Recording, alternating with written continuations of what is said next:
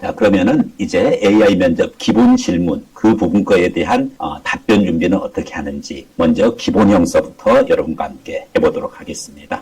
다음 자신의 장단점에 대해서 말씀해 주세요. 이거는 뭐 일반 면접에서도 많이 나오는 케이스죠. 그래서 자신의 장점을 소개를 하고 그걸로만 끝나면 안 되겠죠. 그 장점을 사관학교 왔었을 때 어떻게 더 발전시킬 거고 또 단점을 얘기해주고 솔직한 단점 얘기해주는 게 좋습니다. 그리고 사관학교 왔었을 때 그 단점을 어떻게 극복할 것인지 그 계획까지 얘기해주면은 충분히 90초 분량을 만들어낼 수가 있을 것입니다.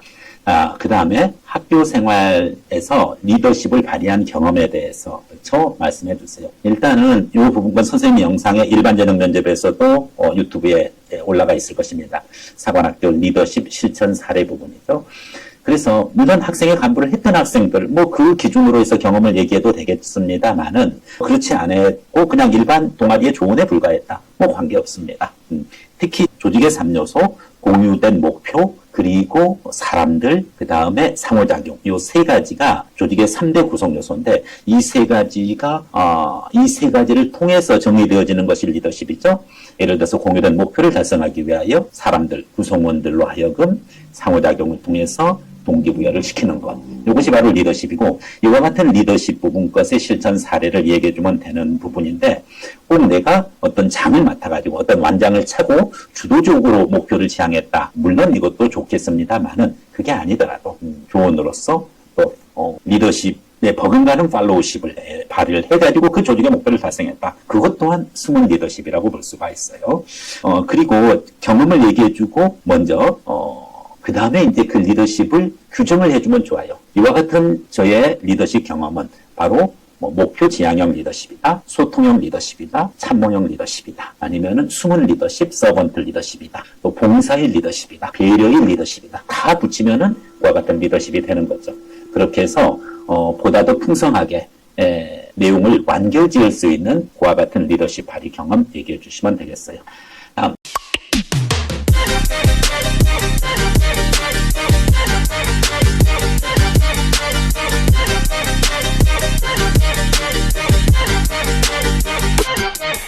지원자를 선발해야 되는 이유에 대해서 설명해 주세요.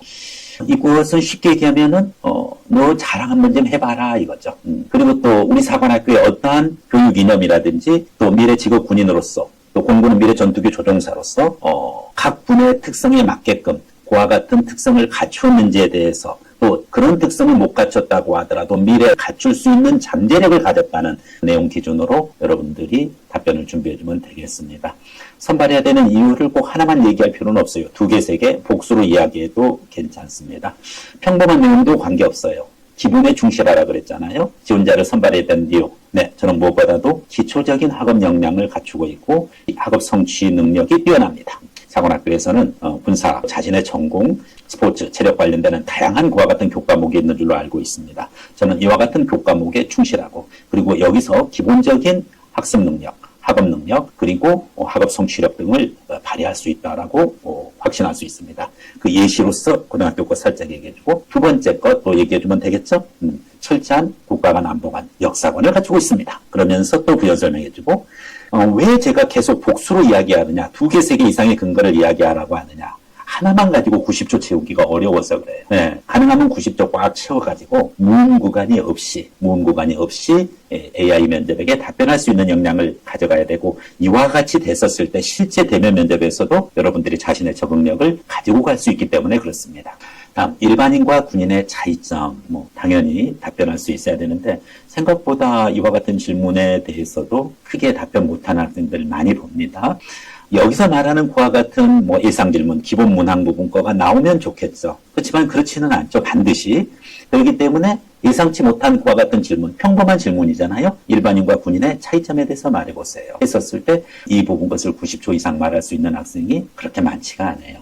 네, 그래서 국가와 나와의 관계를 좀 얘기를 해주면 좋아요. 일반인들은 국가와 자신과의 관계에 있어서 특히 자신의 생명, 자유, 재산을 무조건적으로 보호를 받고 그와 같은 개인들이 모여서 국가를 행해줬으니까 국가는 개인을 보호해줘야 되고 그리고 그와 같은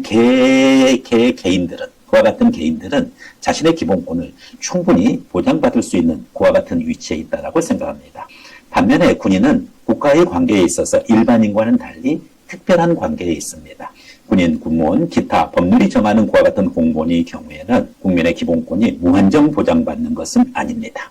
군 자체가 갖는 그와 같은 특성은 바로 국가 조직을 유지하기 위하고 그리고 안보를 책임지기 위해서 만들어진 조직이기 때문에 상당한 기본권의 제약을 받으면서도 국가를 위해서 헌신할 수 있는 그와 같은 특성이 있는 직업입니다. 따라서 일반인과 군인은 마지막에 가서 또 결론을 갖다가 요약해주면 그와 같은 훌륭한 답변이 될 것이에요. 군 적성이 맞다고 생각하는 사례. 군 적성이 그럼 뭐냐? 여러 가지가 있겠죠. 리더십도 들어갈 수 있고, 조직 적응력도 들어갈 수 있고, 그리고 또 무엇보다도 지장으로서, 그죠? 지혜로울 수 있는 것도 군 적성이죠. 또 덕장으로서 부하의 이 잘못도 용서할 수 있는 구덕한 그와 같은 장군으로서의 모습도 군 적성이죠. 강인한 체력을 갖고 있다. 그럼 군 적성이라고도 볼 수가 있겠죠. 군 적성은 너무나 다양해요. 그렇기 때문에 그 많은 다양성 중에서 자신이 생각하는 군 적성을 한두 개, 두세 개 정도 먼저 선정해 놓고 내가 그 부분 것을 갖췄다라는 것을 설명을 해주면은 훌륭한 군 적성에 자기 자신을 맞춰갈 수 있는 그와 같은 사례가 되는 것입니다.